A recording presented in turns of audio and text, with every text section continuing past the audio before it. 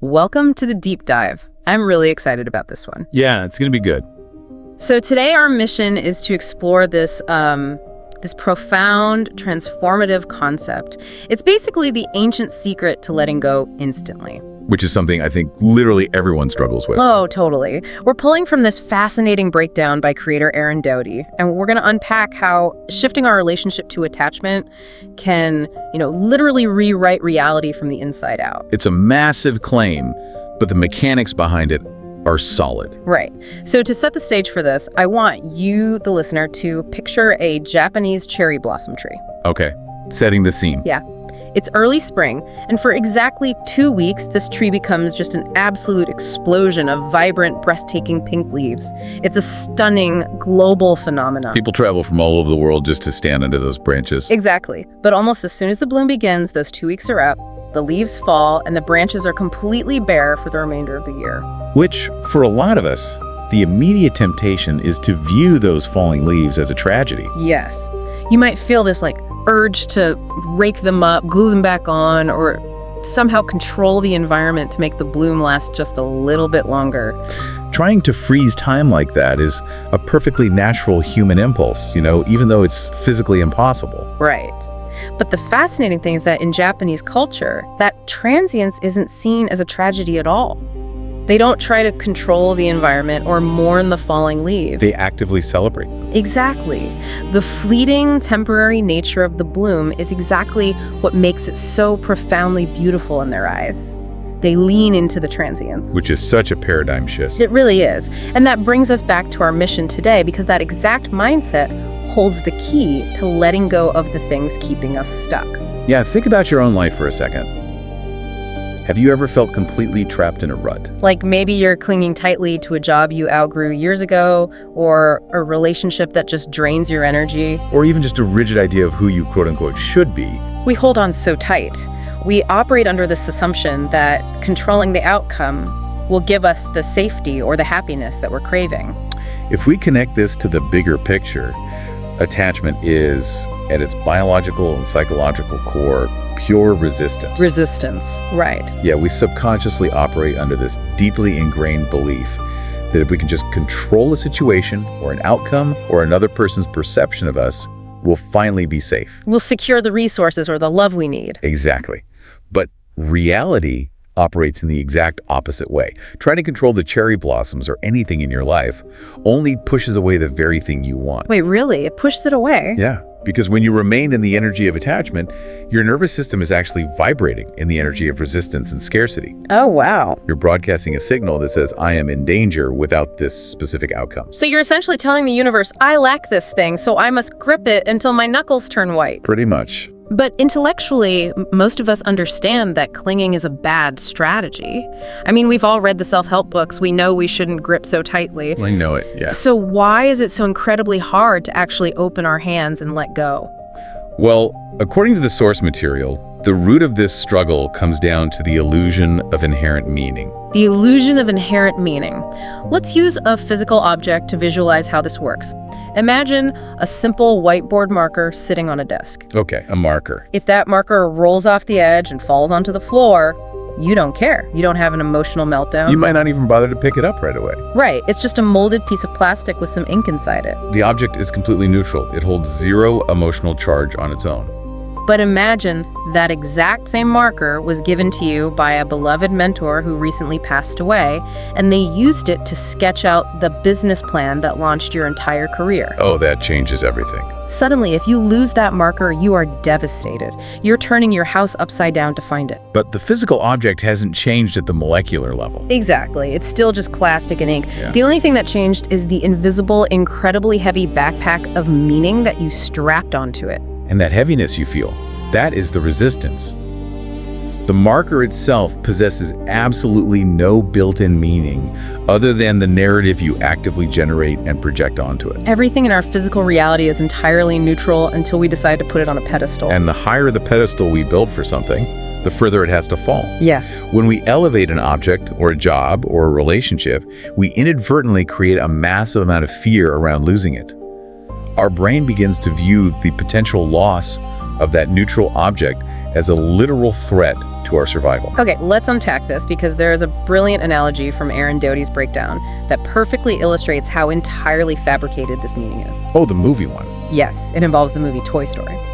So at the beginning of the movie, the cowboy doll, Woody, is everything to the kid, Andy. He's the favorite. Right. Woody has prime real estate on the bed. He is the undisputed favorite toy. He holds all the meaning in Andy's universe. Then Andy's birthday rolls around, and he receives Buzz Lightyear. Enter the spaceman. Exactly.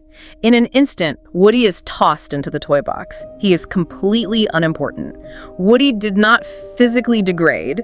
His plastic didn't change. The attachment and the immense meaning were simply transferred from one piece of plastic to a completely different piece of plastic. The human brain simply reassigned the emotional value. It's wild when you think about it. It is, because if meaning can be reassigned that easily, it forces us to ask a pretty uncomfortable question. Does anything in our lives actually have built-in importance? Or are we just walking around carrying these exhausting heavy backpacks of meaning of our own making? Exactly.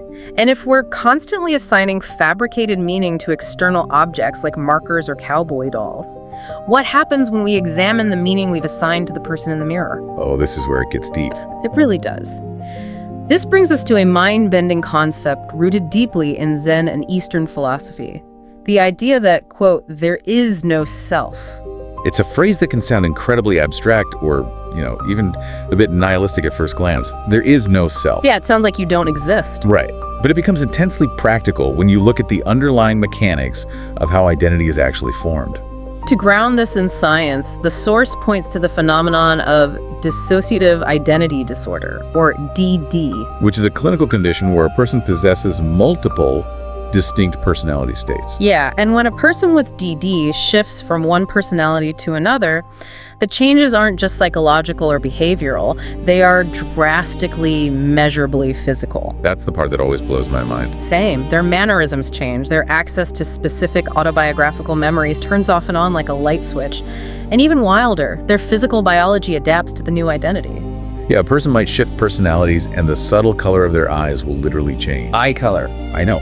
Or, in one personality, they might suffer from chronic debilitating back pain, and when they shift to a different personality, that pain vanishes within minutes. The pain completely disappears. Completely. Because the biological environment of the body has changed. The new identity doesn't possess the neurological belief system that supports the pain. Wow. The brain stops sending the pain signals because, as far as it's concerned, the person who had the back injury no longer exists in that body. That's just an unbelievable demonstration of neuroplasticity and the mind-body connection. Your beliefs literally instruct your biology on how to behave. They absolutely do. Okay, here's where it gets really interesting, because it's very easy to look at an extreme clinical case like DDD and say, sure, their identity is fluid because of a psychological condition. Right, an outlier. Yeah. But for you or me, we wake up every single day and we just feel like us. We feel entirely static. So I have to push back a little here. I mean, I've been essentially the same person for my entire adult life. It feels incredibly reductive and honestly a bit dismissive to say my entire hard-won personality is just a fake costume that I'm stubbornly refusing to take off. I get that. What's fascinating here is that resistance you feel to the costume idea is the exact mechanism that keeps the costume locked in place. Oh, come on. No, really, I know it feels confronting, but the self absolutely is fluid. What we call our fixed personality is largely just a collection of familiar attachments and well-worn neural pathways. So it's just habits. Mostly, yeah.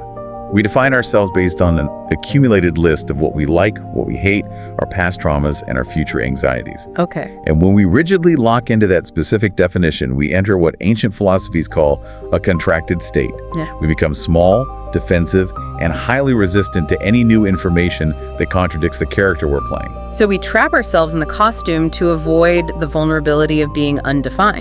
Man, if we are inherently fluid, but we insist on playing a static, unchanging role, we generate profound internal friction. Massive friction. Which naturally leads us to wonder if our identity is just a fluid costume. Why on earth do we constantly choose to wear the ones that stress us out? Why put on the heavy, itchy, exhausting costume every single morning? We put it on for safety. Or, well, more accurately, the biological illusion of safety. Aaron Doughty actually shares his own personal story about this in the source material, right? Yeah, he talks about how years ago he fully identified as a 9-to-5 job goer. His daily reality was completely wrapped up in navigating toxic corporate politics, feeling perpetually unfulfilled, and doing exactly what he was told by middle management. That was a costume. Right. But he had this deep desire to become a passionate YouTuber and creator. To make that leap, he couldn't just change his LinkedIn job title. No. He had to systematically let go of the thoughts, the daily emotional baselines, and the physical actions of his old corporate identity to allow the new creator identity to actually take root and take over. He had to physically and emotionally vacate the old self to create a vacuum for the new self to occupy. You cannot inhabit two entirely different realities at the same time. So if you're listening to this right now, think about the default labels you give yourself. What costumes are you wearing every day? Are you the group's people pleaser? Are you the overgiver who always puts everyone else's needs first to your own detriment? Or maybe you're on the complete opposite end of the spectrum and you wear the heavy badge of being hyper-independent and you never ever ask for help. Those labels provide a massive aha moment when we look under the hood. They really do. We tend to view behaviors like people-pleasing or hyper-independence as innate, unchangeable personality traits. We shrug and say, well, that's just how I'm wired. But they aren't personality traits at all. Nope. They are deeply ingrained survival strategies. Survival strategies masquerading as personality. Exactly. Think about the mechanics of the overgiver. You do not overgive because it's your soul's true static nature to be exhausted and resentful all the time. I would hope not. You overgive as a survival strategy to avoid the perceived threat of rejection. You do it to regulate your own nervous system in real time. Oh, that makes so much sense. If you can keep everyone else in the room happy and managed, your brain tells your amygdala that you are safe from being cast out of the tribe. So we cling to these painful, exhausting roles because they offer what the source calls familiar energy. And here's a fun fact. The word familiar actually shares a root with the word family. Wow. So even if the role is incredibly toxic, it feels like home. It's a known variable. Exactly. Stepping out of the people-pleaser role means stepping out of that familiar biological home and into the great unknown. Which is terrifying for the brain. Because if you suddenly stop managing everyone else's emotions, you're going to feel a massive spike in tension. People around you might get upset because you changed the rules of the game. But that tension isn't a red flag signaling that you're doing something wrong. Right. That tension is the initiation. It's the necessary threshold you have to cross because the unknown is the only place where true change can happen. Stepping out of those survival strategies requires us to boldly embrace the unknown and sit with that uncomfortable biological tension. But your brain does not like the unknown. Not at all. It views the unknown as dangerous. Which brings us to the main weapon our brain uses to try and drag us kicking and screaming back into the familiar. Thinking. Yes. The source material makes this incredible point that chronic thinking itself is fundamentally a survival mechanism. When we overthink, we're usually doing one of two things, right? Yeah, we're projecting our minds into the future, trying to predict and control an outcome that hasn't happened yet, which generates anxiety.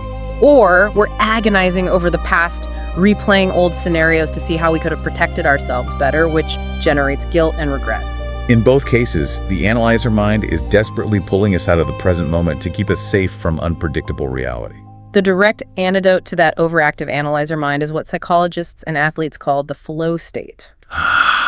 The flow state. Let's look at the Olympics, specifically figure skating, which the source brings up to illustrate this.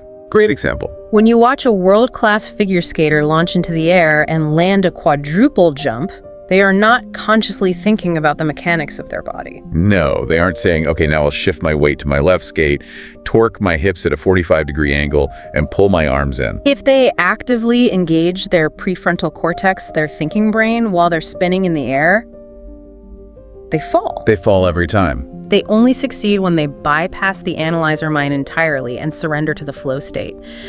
But wait, I have to push back again here. Go for it. How do we actually function in everyday society without thinking? Like, We have to pay mortgages, drive cars on busy highways, and navigate complex conversations. Right. Is the goal of this entire philosophy to just walk around with an empty head, completely oblivious to the world? It's a vital distinction to make. The goal is absolutely not to lobotomize yourself or lose your cognitive edge. Okay, good. Thinking is a brilliant tool, and the prefrontal cortex is highly useful for practical logistical tasks like paying bills or planning a route. So what's the issue? The suffering doesn't come from the thoughts themselves. It comes from our deep, unconscious attachment to the thoughts. The trap is believing that every random, anxiety-laced thought that pops into your head is the absolute truth of who you are. The thought happens, but we don't have to reach out and grab it. We don't have to strap the backpack onto it. Exactly. When you learn to simply observe your thoughts, letting them drift into your awareness and drift right back out like clouds passing across the sky, you tap into a state of immense magnetic presence. You stop fighting reality. You do. And this mechanism ties directly into a concept popularized by spiritual teacher Eckhart Tolle, which Aaron Doughty incorporates into his breakdown, the pain body. Let's define the pain body for a second, because it sounds like a sci-fi concept. It kind of does. The pain body is essentially an emotional addiction within our nervous system. Okay. It's that contracted, activated part of our ego that is literally addicted to the chemical rush of negative energy. Like we're addicted to our own stress. Exactly. The body gets used to a certain baseline of cortisol and adrenaline from constantly worrying. When things are finally calm and you're sitting on the couch relaxing, the brain feels a deficit of those familiar stress hormones. Oh, wow. So it manufactures a stressful thought about work or a relationship to trigger the pain body and get that familiar chemical hit. It wants to control everything to avoid the stillness. Yes. When you're frantically overthinking, you're actively feeding the pain body. When you drop into presence and just observe the thought without reacting, you starve it. To stop attaching to every passing thought and starve that pain body, we have to neutralize the underlying engine that's driving all this frantic thinking in the first place. Which is usually exhausting. Yeah. And for most of us, that engine is a lifelong inner battle to prove to the world that we are, quote-unquote, good enough. It is the relentless fight for worthiness. That's the core of it. The source provides an incredibly clarifying way to dismantle this entire game. Think about a newborn baby. Is a baby worthy? Obviously, yes. Right. If I asked you if one baby in a nursery was somehow more fundamentally worthy of love and life than the baby sleeping next to it, you'd think I was a sociopath. The very premise is absurd. Totally absurd. But why is the baby worthy? Did the baby achieve something? Did it secure a high-paying job or buy a nice house? No, the baby is worthy simply because it exists. A baby does not possess the human intellectual concept of worth. They just are. So what does this all mean? It means this entire sliding scale of good enough versus not good enough is a completely fabricated metric. It's a game we invented, usually based on childhood conditioning, and then spend our entire adult lives exhaustingly trying to win. What if you just stopped playing the game entirely? That realization is the ultimate release valve for the nervous system. You just drop the rope. You stop the tug of war. Let it be completely okay whether society deems you good enough or not good enough. Dropping the fight to prove your worth creates instant, unbelievable freedom. It starves the pain body of the friction it needs to survive. Which logically leads us to another profound Japanese secret mentioned in the source material, the secret of newness. This is one of my favorite parts. To truly drop the fight for worthiness, you have to realize that you aren't permanently tethered to your past. There's a famous philosophical analogy about a river. You've probably heard the ancient phrase that you can never step in the same river twice. Because the water is constantly flowing. At a molecular level, yes. By the time you take your foot out of the water and put it back in a second later, the physical water molecules have moved downstream. New water has replaced it. It is literally, physically, a different river. But humans do not treat life that way. We treat the river as if it's a static, unchanging block of ice. And far worse, we treat ourselves as if we're static. We drag the pain, the fabricated meaning, and the heavy identity of who we were yesterday into today. And then we wonder why waking up feels so incredibly exhausting. Maintaining that dam to hold the water still takes all of our energy. Every single moment, the water moves. Every single moment, you are a new you. You are a new you every moment. It's a beautiful concept. It really is. But I know that intellectually understanding the river analogy or acknowledging that meaning is just a mental projection is only half the battle. True. Executing it when your nervous system is screaming at you is another entirely. How do you actually practically train your physical body to let go when your amygdala is desperately trying to control the situation? We have to manually move our energy out of the intellectual analyzer mind and drop it down into the somatic physical body. Somatic simply meaning relating to the body, distinct from the mind. Right. And the source material provides a very specific physical practice for this called the frame technique, which is rooted deeply in Zazen principles. For context, Zazen is a form of seated Zen meditation that focuses on suspending all judgmental thinking. This technique is a way to biohack your body to feel safe in the present moment. So if you're listening to this, here is how you practically apply everything we've talked about. You take a physical candle, light it, and place the flame about eye level a couple of feet in front of you. Okay, got the candle. As you take a slow, deep breath in, you focus your eyes entirely and intensely on the flame itself. You allow yourself to physically feel the localized space between your body and that specific flame. You're establishing a highly localized anchor for your focus. Then, as you begin your out-breath, you do not move your eyeballs, you keep them physically locked forward on the flame, but you shift your mental awareness to your peripheral vision. So you're zooming out mentally. Exactly. You expand your awareness outward to the edges of your sight, feeling a sense of oneness with the entire room around you. It's a continuous exercise of oscillating your awareness. In breath, laser focus on the individual self and the flame. Out breath, soften the awareness, expand to the peripheral vision, and connect to the whole. This raises an important question. How does staring at a candle and shifting your vision actually rewrite your reality? It sounds almost too deceptively simple to work. It does sound simple. But the biological mechanism behind it is incredibly powerful. When you lock into a narrow, hyper-focused gaze, your brain associates that visual tunneling with hunting or threat detection. It triggers the sympathetic nervous system, your fight or flight response. Right. But when you soften your gaze and expand into your peripheral vision, you are physically signaling to your brain's amygdala that there are no predators around. You're manually activating your parasympathetic nervous system, which immediately lowers your cortisol levels and heart rate. You're giving your analyzer mind a physical task, which puts it in timeout. It bypasses the thinking brain entirely.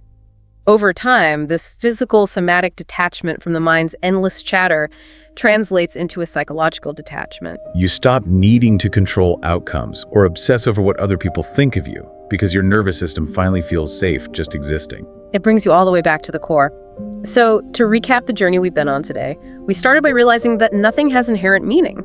It's all just neutral plastic markers and Woody dolls until we strap heavy backpacks of meaning onto them. We learned that the self is not a fixed concrete statue, but a fluid costume, and that the exhausting roles we play, like the people pleaser, aren't our true personality, but just biological survival strategies designed to keep us safe from rejection. We explored how to bypass the heavy analyzer mind to access the flow state, starving the pain body of the stress hormones it craves. And we saw why abandoning the fabricated fight for wordiness, just resting in the inherent value of a baby, brings instant neutrality to your life. Finally, we practically anchored all of this abstract philosophy with the somatic frame technique, using peripheral vision to physically teach our nervous systems how to be safe and present in the unknown. And I want to leave you with one final thought to mull over today, building on that beautiful metaphor of the river. Oh, I love this one. If you truly cannot step in the same river twice, and your identity in this present moment is entirely fluid, think about your memories for a second. Yeah, neuroscience shows us that human memory is not a video recording. Every single time we recall a memory, we physically pull it out of storage, alter it with our current emotional state, and rewrite a slightly different version back into our neural pathways. The memory actually changes physically. If the very past you rely on to define who you are today is just as fluid and constantly changing as the water in that river, who are you entirely free to become tomorrow?